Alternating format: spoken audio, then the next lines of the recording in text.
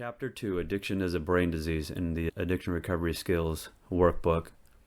One of the most interesting things about the big book for me, 12-step program, one of the most powerful things was the doctor's opinion in the beginning, where you had a physician validating from a medical perspective that addiction isn't just simply about morality, but there's something that is beyond that. There's a medical psychological problem that brings people with addiction back to drugs and alcohol.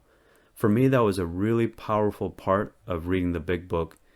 And over the last 20 years, 30 years, science and medicine has only been able to detail what that brain disease looks like. Dr. William Silkworth is the physician that writes the doctor's opinion, or writes the letter that's in the doctor's opinion. And one of the things he says I think is really interesting. He says that people with addiction, it's almost as if they have an allergy. Keep in mind, an allergy is something that, let's say you're allergic to cats. You're completely fine. You can breathe normally.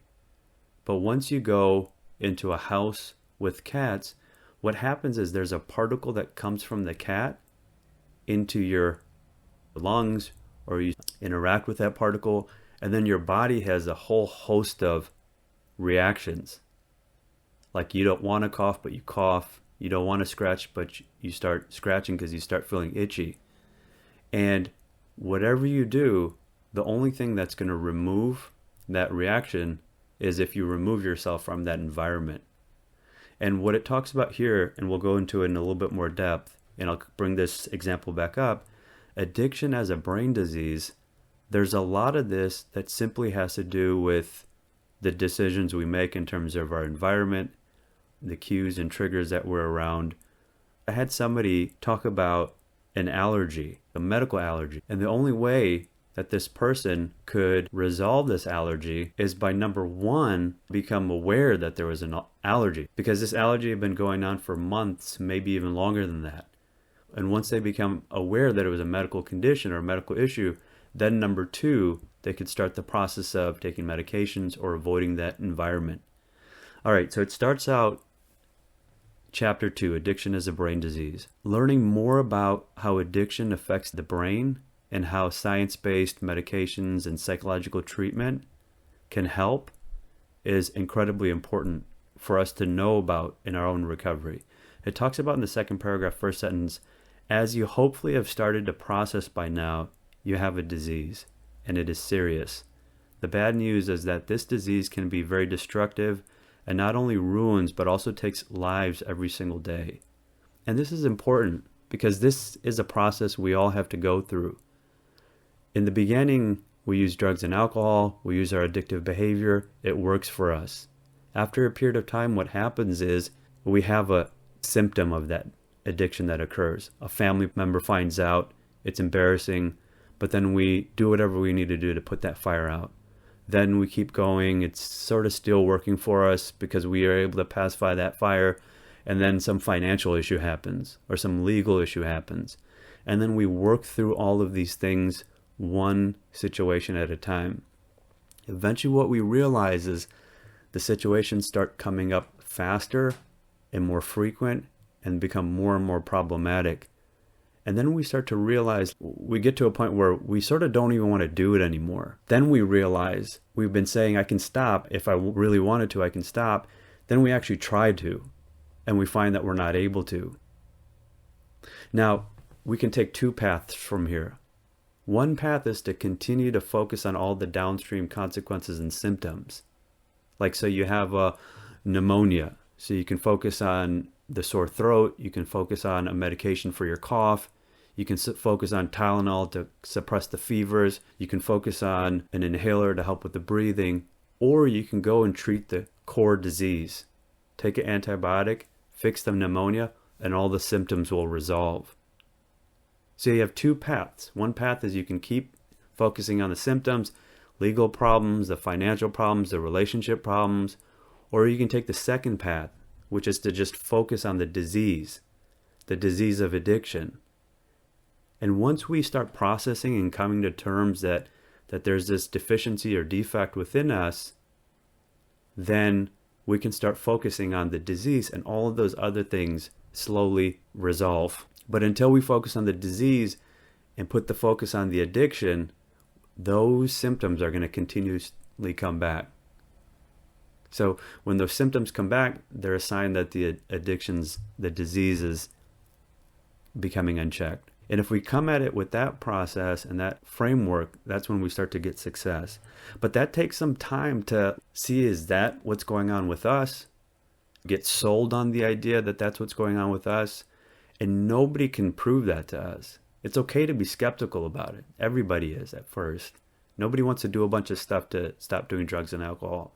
We want to take the least difficult route, the path of least resistance. That's normal human behavior.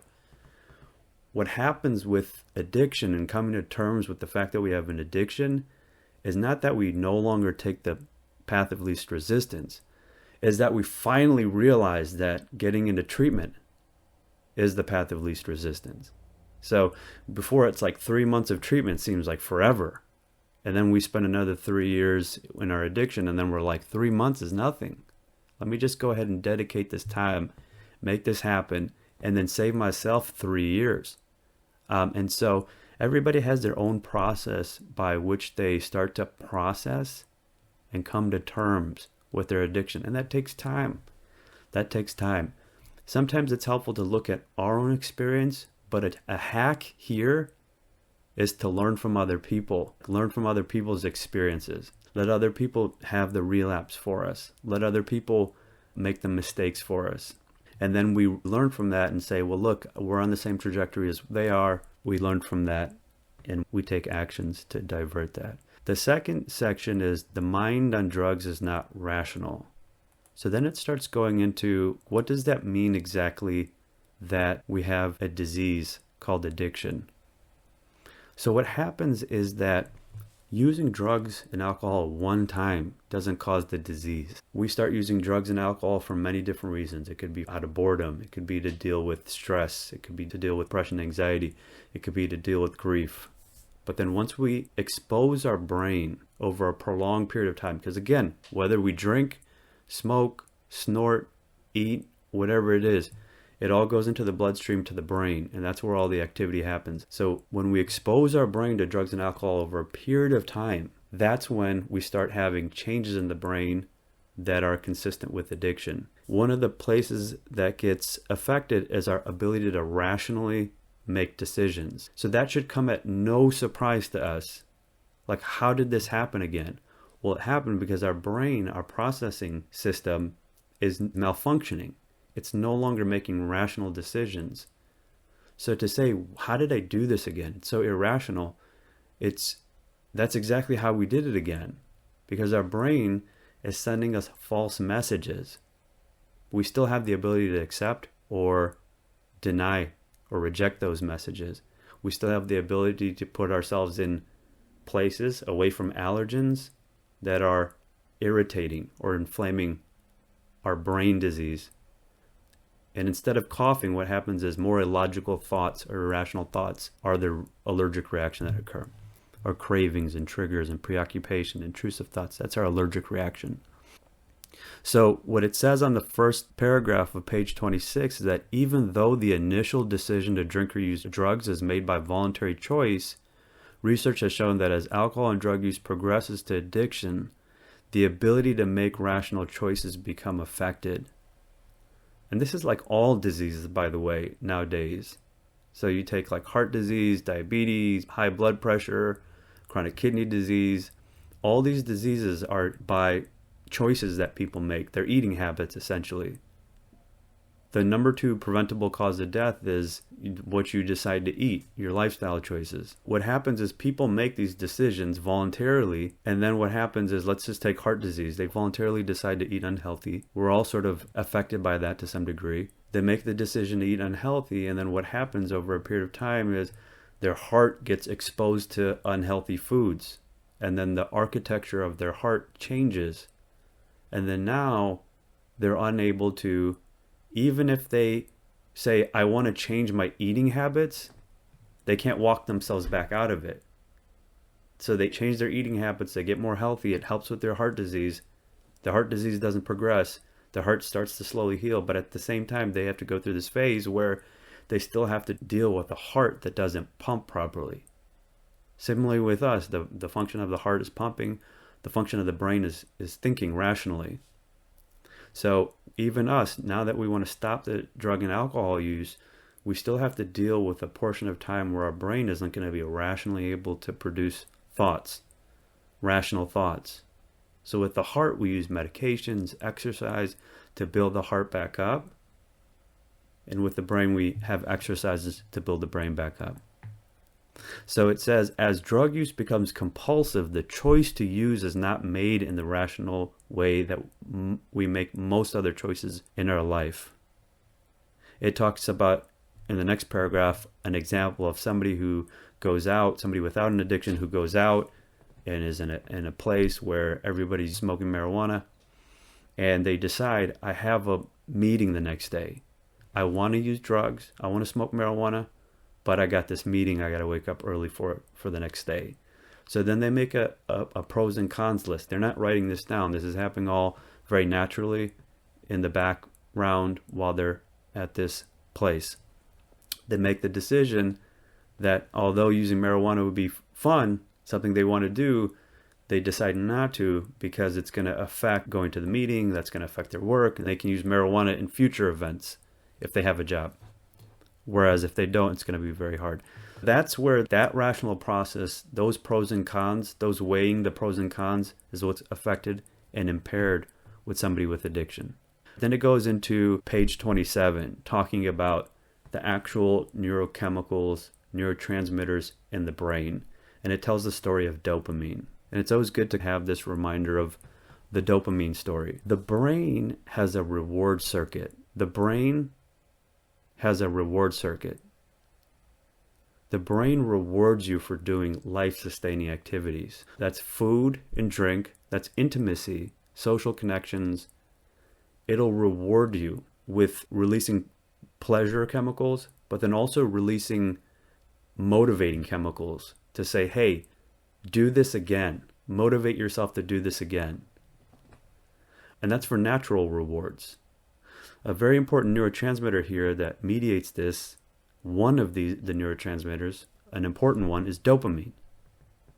Now, dopamine has more to do with wanting rather than liking. So motivation and motivating you to the behavior. And what dopamine does, it's more easy to understand what it does when you take dopamine away. So let's start from there.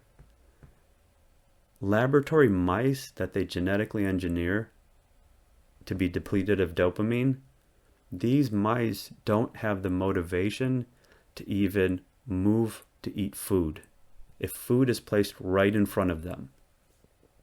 So they don't have the motivation to get the food, even though the food's put right in front of them, because they don't have the dopamine. They're impaired. They won't eat food till the point of death. But those same laboratory mice, if you put food in their mouth, they'll chew it and swallow it and appear to like it. So it's more about wanting than liking. Point being, when you have a deficiency in dopamine, you have a deficiency in motivation. Okay, now going back to the reward pathway. Natural rewards can only reward you so much. Drugs and alcohol release dopamine in areas associated with addiction in higher amounts than what natural rewards can provide. Much higher. So let's take some natural rewards like chocolate. The output of dopamine in laboratory rats, 55%. Intimacy, 100%. Nicotine, again, a very powerful drug, nicotine, 150%. Cocaine, 225%. Amphetamine, 1000%. The dopamine release with drugs is much higher. So now what it's doing is it's flooding your reward circuit, and it's tricking your reward circuit to divert itself from natural rewards that are important for sustaining life, divert it from that towards drug use and alcohol use. So now it's hijacking the processing system of your brain to, instead of plan, coordinate, and fix, manage, and control your life-sustaining activities, it lets go of those. And that's why we kind of lose control over our lives. And it puts all of that into drug use, coordinating, managing. Even if we're not consciously thinking about it, this addicted brain is churning away under the surface subconsciously. They showed people with cocaine addiction an image of paraphernalia, like a triggering image, something that would trigger them to use. And they showed it to them like 33 milliseconds, some very short amount of time where they weren't able to consciously register what that image was. What they found is the areas associated with craving in their brain would light up even before they were consciously aware of the craving. They showed them the same triggers, and then they asked them to subjectively rate their cravings, and their cravings were high. The point being is, even when they were not consciously aware that they had just been triggered, that brain was churning away underneath the surface. Those cravings that we feel, sometimes we don't even know where they come from. They probably came from somewhere. Just like an allergy. You don't know what's happening until you start itching. And then you realize, wait, do you have cats in this house? Then you realize that something's going on. One important lesson here is staying away from the allergens is incredibly important in order for us to make the best use of this concept. So dopamine is something that is hijacked by substances, and it's released in super high amounts in the brain.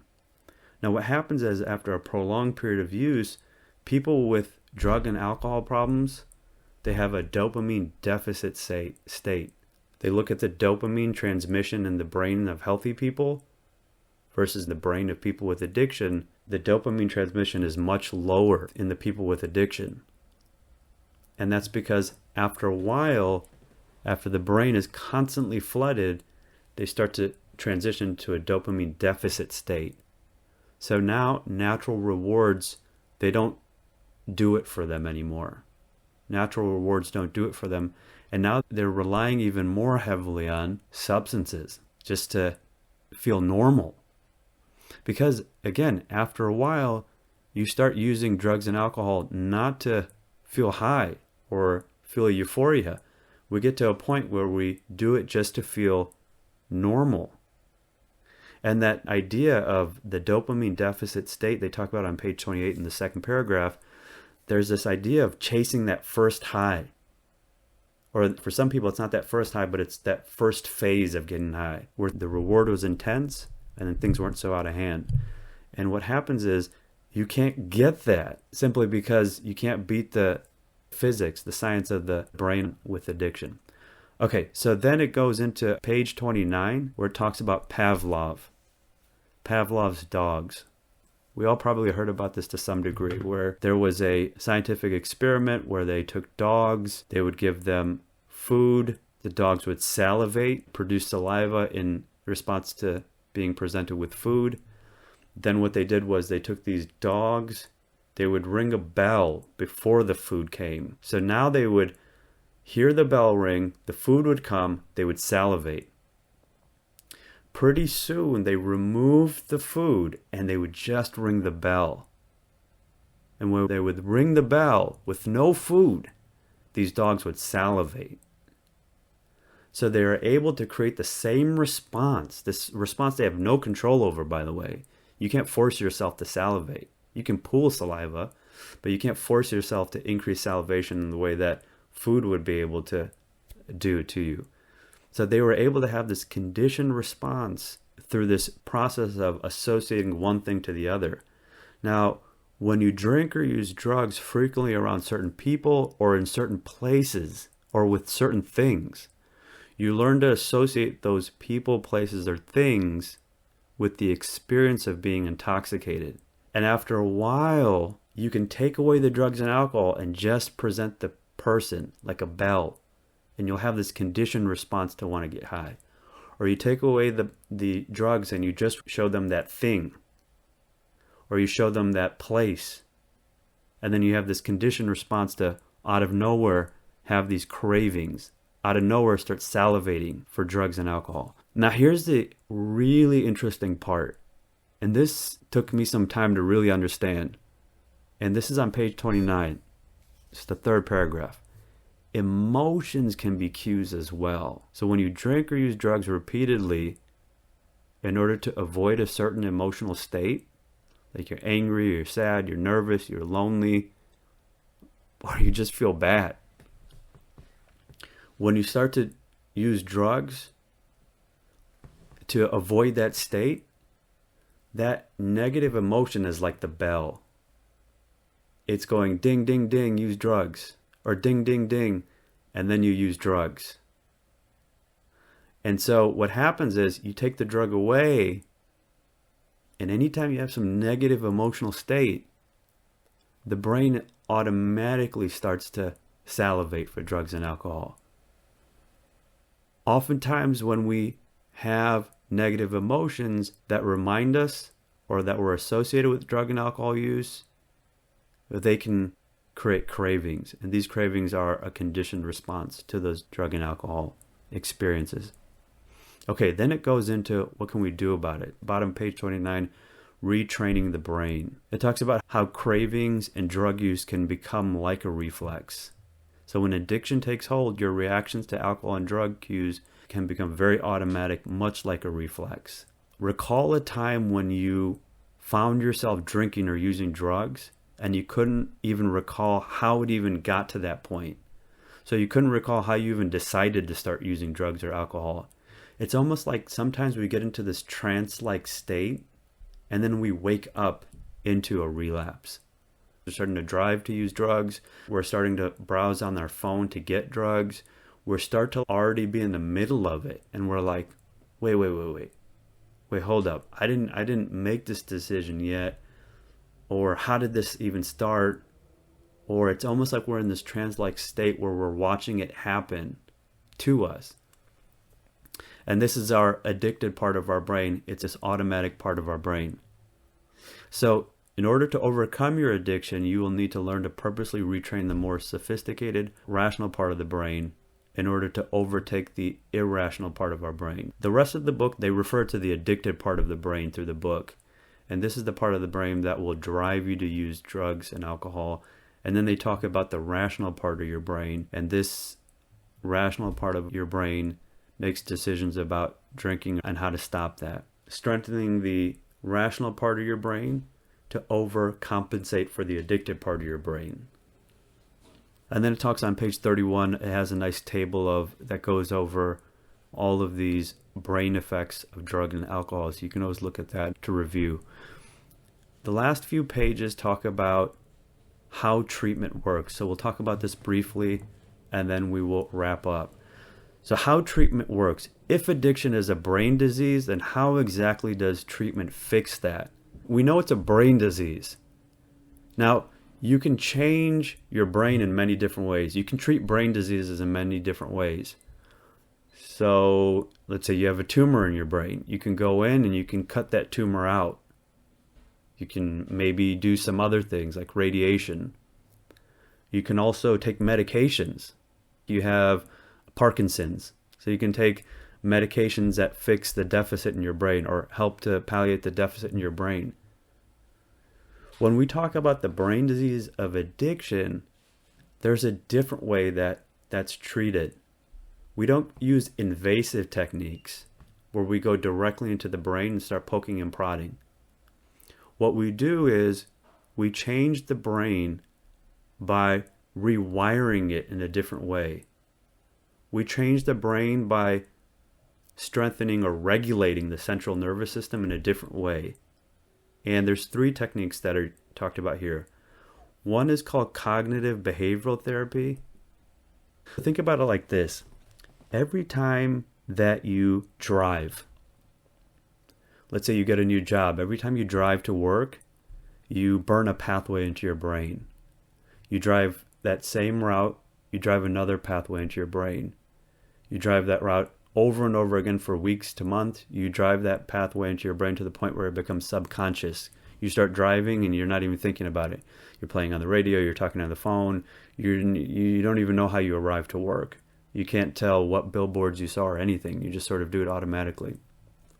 So you did that by training your brain. Now you've burnt pathways in your brain by thinking and processing. It wasn't an invasive process. Now, let's say you have to take another path to work.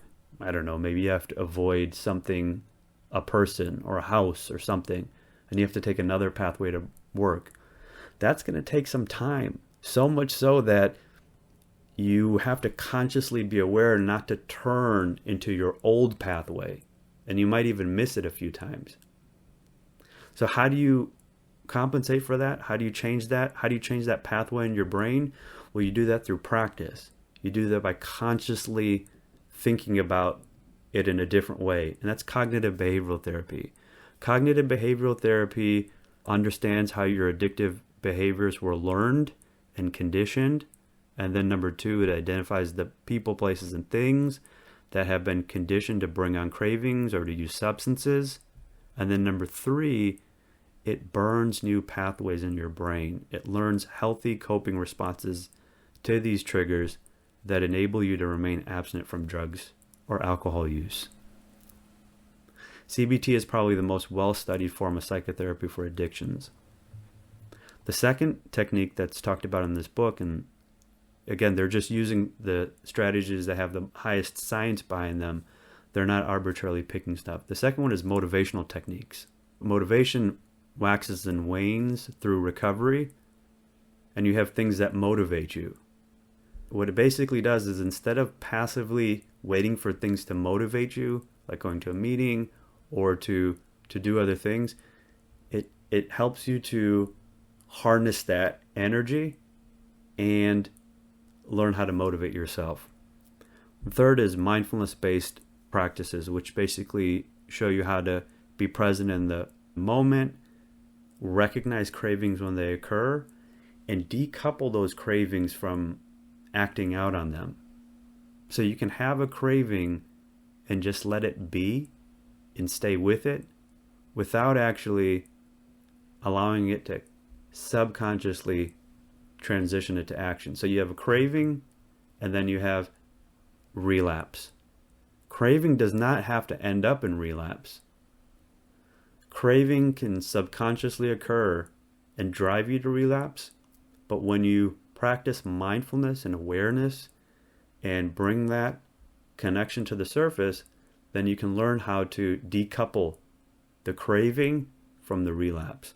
And bottom line is, all three of these have been studied in humans and shown to be effective. Now, there's a fourth thing I'm going to mention here, which is 12-step meetings and peer support groups. Now, that's something that's been studied and shown to be effective. That's something you just got to go out and do. You go to meetings, sponsor steps, commitments, or if it's a different type of meeting like Smart Recovery, you embrace that program and you go through their process. But this book is an adjunct to that, and it talks about 12-step meetings peppered throughout this book and encourages that. Finally, the last thing is medications. Medications work on the brain, and medications have been shown to help with cravings. So for alcohol, you have medications like naltrexone, acamprosate, antabuse, and other medications as well. They don't cause intoxication. They don't cause you to feel euphoric. What it does is it helps to act in a way to disrupt cravings and the use of alcohol. So it interferes with the pathway that's involved with cravings. So for example, naltrexone is an opioid blocker. And the idea is it blocks the pathway that is involved with cravings. And then there's acamprosate, antabuse for opioid use disorder. There's methadone, buprenorphine, which has an incredible amount of evidence behind it for meth use disorder. There's medications that came out like Wellbutrin, naltrexone, Vivitrol that have been shown to be helpful, so on and so forth. The chapter ends on a positive note that shows that the brain heals So just like it becomes addicted, it also heals. And it talks about a specific study of people who are addicted to methamphetamine, and they follow them over 14 months and continue to do repeated imaging of their brain. And they compared them to healthy individuals, and they found that over time, the brain's ability to make dopamine improved. And they find this in many different areas. They do many different studies on people recovering from addiction in a whole host of areas. They showed that the brain just continues to heal. And you don't even need that as an example. You go to a meeting or you meet people and you see people a year, 2 years sober, a couple months sober. You can see the change unfold in front of your very eyes. And so this wraps up the first part of the book of understanding addiction, and part 2 goes into overcoming the addiction. Once you get a solid foundation of what is addiction, then you can get the understanding of, well, now what do we need to do in order to disrupt that and break that addiction?